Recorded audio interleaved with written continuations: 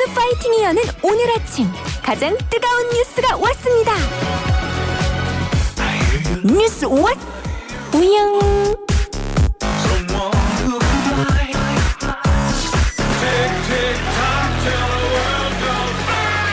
키 크고 듬직하고 똑똑하고 쓰리고 뉴스자키 이유영 아나운서와 뉴스와수영 어서 오세요. 안녕하세요, 이우영입니다. 왔어요. 네. 이유영이 왔어요.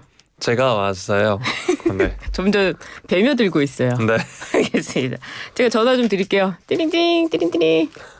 네, 여보세요. 예, 여기 지금 청취율 조사하고 있는데요. 어제 네. 어떤 라디오 들으셨어요? YTN 라디오 뉴스 파이팅 배승입니다. 아, 그래요? 네, 듣고 감사합니다. 있습니다. 네. 최고의 오피니언 리더십니다. 네. 안녕히 계세요. 예. 청취자 여러분, 지금 15일부터 28일까지 청취율 조사가 진행되고 있습니다. 어떻게 해야 되죠? 네, 02로 시작되는 전화 오면 받으셔서 YTN 라디오 뉴스 파이팅. 여보세요. 여기 네. 뉴스 파이팅이잖아요. 네, 잘 듣고 있습니다라고 이야기해 주시면 돼요. 제가 또 이제 개편한 지 얼마 안 돼서 그런지 아직 좀 헷갈리는 것 같은데. 어쨌든 그러면 안 되죠. 네, 뉴스 파이팅 잘 듣고 있다고 얘기해 주시면 저희에게 아주 큰 힘이 됩니다. 네. 그러니까 꼭 참여해 주시고요. 02로 오는 전화 또 너무 다 받으시면 가끔씩 보이스 피싱일 수도 있으니까 그 점은 주의하시기 바라겠습니다. 그래요. 또 네. 뉴스 파이팅 듣고 있다고 인증 문자 보내주시면요. 저희가 뽑아서 커피 쿠폰 보내드리니까요. 많은 참여 부탁드리고요. 샵 0945. 네, 우물정 0945로 문자 보내주시면 됩니다. 긴 문자는 100원, 짧은 문자는 50원의 정보 이용료가 부과됩니다. 알겠습니다. 오늘 첫 소식 들어가 보도록 하겠습니다. 저희가 웃으면서 시작을 했는데요. 웃을 일은 아닌 것 같아요. 북한 관련 소식인데요. 북한이 우리와 연결된 육로를 폭파했다는 소식이에요. 네, 합참에 따르면 북한군이 어제 정오즈음에 경의선과 동해선 일대에서 남북 연결도로 차단 목적으로 추정되는 폭파 행위를 자행했다라고 합니다. 북한의 폭파로 인한 우리군의 피해는 없다라고 전해지고 있고 예. 우리군은 군사분계선 이남 지역에 대응 사격을 실시했다 이렇게 밝히기도 했습니다. 네. 현재 우리군은 한미 공조와의 감시와 경계 태세를 강화한 가운데 만반의 대비 태세를 유지하고 있다고 덧붙이기도 했는데요. 예. 북한은 끊어진 남북 연결도로에서 요새화 공사를 진행할 것으로 보입니다. 이게 지난 9일에 보도문을 통해서 이미 예고한 바 있는데 네. 결국 이를 실행에 옮기고 있는 것으로 지금 보이고 있습니다. 북한이 작년 말 김정은이 남북 관계를 적대적 두 국가 관계로 규정하지 않았습니까? 그리고 지금 남북 육로 단절을 진행해 왔는데 어제 정말 크게 폭발물이 일어났더라고요. 네. 왜 이러는 거예요? 일단 작년 11월에 경의선 도로 인근의 나뭇잎 지뢰를 살포를 했고요. 같은 해 12월에 동해선에 지뢰를 매설을 했습니다. 또 네. 올해 3월엔 동해선 도로 펜스를 철거를 했고 4월엔 도로 가로등도 철거를 했고요. 5월에 동해선 철도 레일 및 침목 제거, 6월에 동해선 도로 가로등 철거, 7월에 경의선 철도 레일 및 침목 제거 등 계속해서 이제 도로 단절을 육로 단절을 진행을 해 왔습니다. 예. 경의선과 동해선 철도의 경우에는 8월에 차단됐다라고 김명수 합참 의장이 지난 10일에 국정감사에서 이제 밝힌 바 있고요. 북한은 남북 연결도로 폭파 장면을 주민들에게 공개를 해서 대남 네. 적개심 고취에 활용할 것으로도 보이고 있습니다. 지난번에 했던 남북 연락사무소 폭파쇼 이것과 네. 좀 비슷해 보이네요. 이 관련해서 통일부 입장이 나왔나요? 네, 통일부는 입장문을 배포하고 남북 합의의 명백한 위반이며 매우 비정상적인 조치다, 강력히 규탄한다 이렇게 이야기도 했고요. 네. 앞서서 말씀해 주셨던 남북공동연락사무소를 폭파한 이후 이러한 퇴행적 행태를 반복하는 북한 모습에 개탄스러울 따름이다 이렇게 말하기도 했습니다. 그래요. 이런 가운데 경기도가 어제 그 대북 전단 살포를 방지하기 위해서 파주시, 김포시, 연천군 이 세 개 시내 11곳을 위험 구역으로 설정했다는데요. 위험 구역 어떤 의미가 있습니까? 네, 일단 그 경기도 행정일부지사가 지금 남북 관계가 급격하게 경색됨에 따라 접경적 주민들의 생명과 안전이 위협받는 엄중한 상황이라면서 이제 위험구역 설정 조치를 발표를 했는데 네. 위험구역 설정은 재난 및 안전관리 기본법에 근거한 것으로 최근 북한의 오물풍선 살포 증가와 무인기 평양 침투를 주장하는 북한의 위협에 따른 경기도 차원의 대응 조치라는 겁니다. 게다가 또 이제 폭격 가능성에 또 대비를 해야 되기 때문에 그런 것 같고요. 또는 위험구역으로 설정된 지역에 특별사법경찰단을 투입해서 대북전단 살포 행위를 강력히 단속하고 엄중하게 책임을 물을 방침이라고 합니다.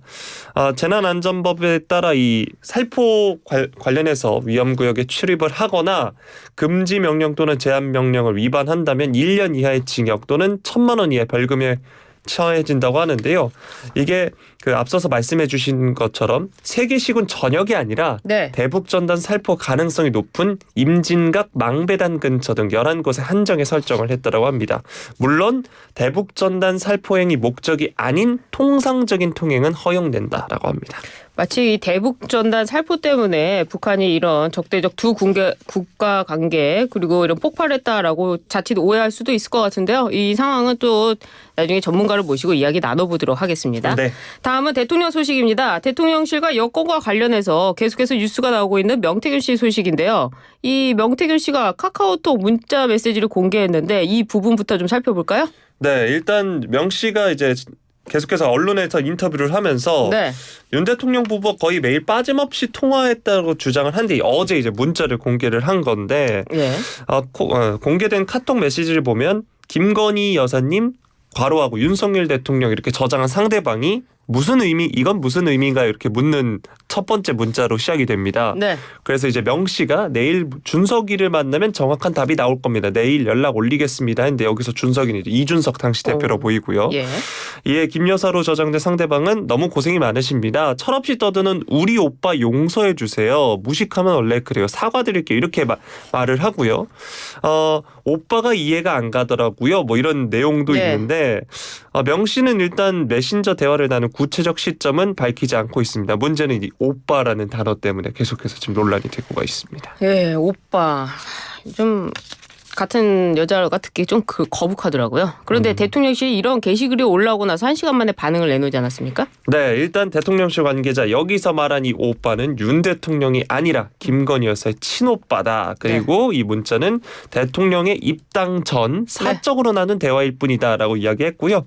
또 대통령 부부와 뭐 스피커폰으로 매일 6개월간 통화했다는 건 터무니없는 주장이다 이렇게 설명하기도 했습니다. 그래요.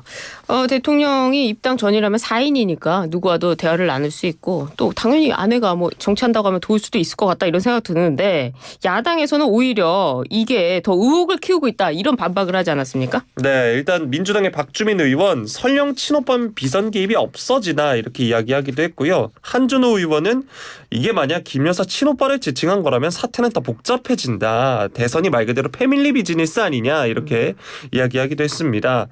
조국혁신당의 조국 대표는 명태균 씨가 살라미처럼 문자 내용을 공개할 텐데 그때마다 윤석열 정권이 흔들릴 것이다 이렇게 이야기하기도 했고요. 네. 또 메시지에서 언급된 이준석 의원의 반응도 있었는데 뭐랍니까? 이 의원은 이 김건희 여사가 오빠라고 지칭하는 다른 사람을 알지 못한다라고 하면서 오빠는 입당 전부터 당선 때까지 내내 철이 없었다 이렇게 반응을 했습니다. 그래서 오빠로 지칭한 인물을 윤 대통령이라고 해석을 했습니다. 본인이 당대표 때 윤석열 대통령을 당선시키지 않았습니까? 이런 발언이 과연 적당한 것인가 하는 반응도 있을 것 같은데요. 여당 반응 좀 살펴봐야 되겠네요. 국민의힘 한동훈 대표 뭐라고 합니까? 네, 한 대표는 이제 보궐선거 지원을 위해 부산 금정구를 찾아 있는데 이 자리에서 기자들이 김 여사가 대통령을 뭐라고 부르는지 아느냐 이런 질문을 받고 그런 이야기까지 하기에는 부적절한 것 같다라고 하면서 예. 제가 이미 말씀드린 조치들을 신속히 반드시 실행하는 것이 필요하다 촉구를 했습니다. 이 말씀드린 조치와 관련해서 이제 뭐 김 여사 라인 정리, 뭐 제2부속실 신속 부활 등을 뜻하는 것으로 보이고요. 네.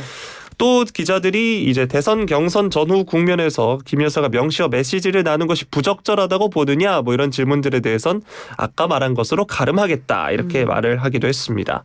최근에 이제 자신이 김 여사 이슈를 공개 거론하는 부분을 친윤계 일각에서 비판하는 것에 대해선 국민이 판단할 문제다라고 이야기하기도 했습니다. 그렇군요. 이번에는요 선거 이야기로 나눠 가보도록 하겠습니다. 10월 16일 바로 오늘이죠. 오늘부터 재보궐선거가 이루어집니다.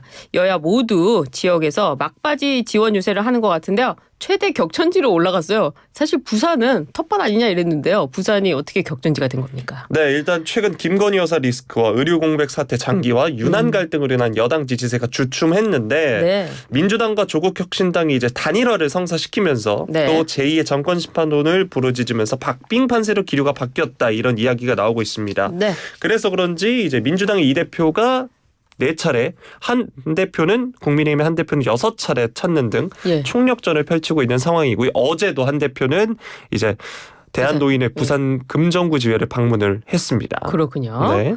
이 더불어민주당과 조국혁신당이 치열한 경쟁을 펼치는 전남 영광 곡성 여기도 굉장히 핫하지 않습니까? 네, 사실 이 호남은 전통적으로 민주당 강세 지역이긴 한데 네. 지난 총선에서 조국혁신당이 호남에서 돌풍을 일으키기도 했죠. 네. 조국 대표의 경우에는 이제 영광과 곡성에서 월세살이를 하면서 이제 네. 유세에 나섰고요.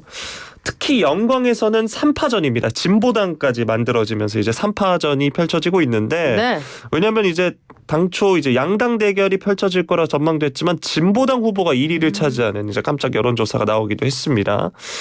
또 이제 진보 진영의 텃밭에서의 싸움이지만 민주당 입장에서는 호남 적자 자리를 두고 경쟁하게 된 만큼 총력을 다하고 있는 모양새고요. 네. 총선에서 돌풍을 일으켰지만 국회 시작 후에는 이 뚜렷한 존재감을 드러내지 못한 조국혁신당 입장에서도 이번 선거는 굉장히 중요합니다. 그렇군요. 이번에는요. 오늘 뭐 선거가 내일 또 결론이 나올 테니까 전해드리기로 하고 이번에는 국회로 넘어가서요.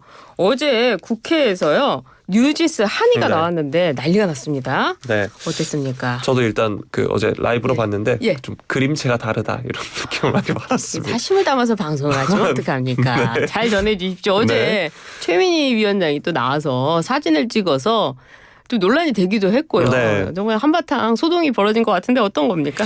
일단 그 따돌림 논란 증언을 위해 국회 국정감사에 출석을 했습니다. 사실 뭐 출석 전부터 굉장히 논란이 많이 됐었는데 베트남계 호주인인 한희 씨가 이제 통역사 없이 홀로 발언대에 서기도 했습니다. 그렇군요. 누구든 비슷한 일을 겪지 않았으면 좋겠다라고 하면서 과거 하이브 고위 관계자가 인사를 받지 않거나 직원들이 뉴진스를 이제 블라인드 앱에서 욕하는 것을 언급하는 등 하면서 이제 눈물을 보이기도 했는데요. 네. 하이브 측 인사인 어두어 김주영 대표는 한이의 주장을 입증할 자료는 찾지 못했다라고 설명을 하기도 했고요. 김 대표가 필요한 조처를 다 했는지를 두고 이제 김 대표는 필요한 조처를 다 했다 이렇게 이야기했지만 한이는 최선을 다한 것 같지는 않다 이렇게 예. 생각한다는 발언을 하기도 했습니다. 국감장에 나온 이유에 대해서 한이는 여기에 나오지 않으면 조용히 넘어가고 또 묻히리라는 것을 아니까 나왔다라고 이야기했고요. 선배, 후배, 동기들 혹은 지금 계신 연습생들도 이 일을 당하지 않았으면 좋겠다는 마음으로 나왔다라고 덧붙이기도 했고요. 발언 말미에는 서로 인간으로서 존중하면 적어도 직장 내 괴롭힘과 따돌림은 없지 않겠느냐 이렇게 이야기하기도 했고요. 그리고 이제 혹시나 또 이 자리에 오게 된다면 한국말 공부 조금 더 열심히 하겠다 이런 이야기하기도 했습니다. 한이는 이렇게 얘기하니까 굉장히 그 아는 사람처럼 얘기가 됐는데요. 네, 팜한이님입니다. 네. 네. 한이님이죠. 네. 예. 근데 워낙 데스타다 보니까요. 사실 여기는 노동자가 아닌데 따돌림을 당하고 어떻게 이걸 해결할 것인가 하는 굉장히 중요 증인으로 나오지 않았습니까? 그런데 이 과방위원장이 한이를 만나러 갔는지 여부를 두고 또 여야 간 공방도 갔고요. 또 하나오션 거제 사업장에서 이 노동자 5명이 숨진 사고와 관련돼 증인이 택택돼 있던 정인섭 하나오션 사장이 또 사진을 찍어서 논란이 되기도 했습니다. 네, 어제 많은 그렇죠. 일이 있었는데 이 소식까지 뉴스와 수영. 오늘은 여기서 뉴스 가수영 이우영 아나운서와 함께했습니다. 고맙습니다.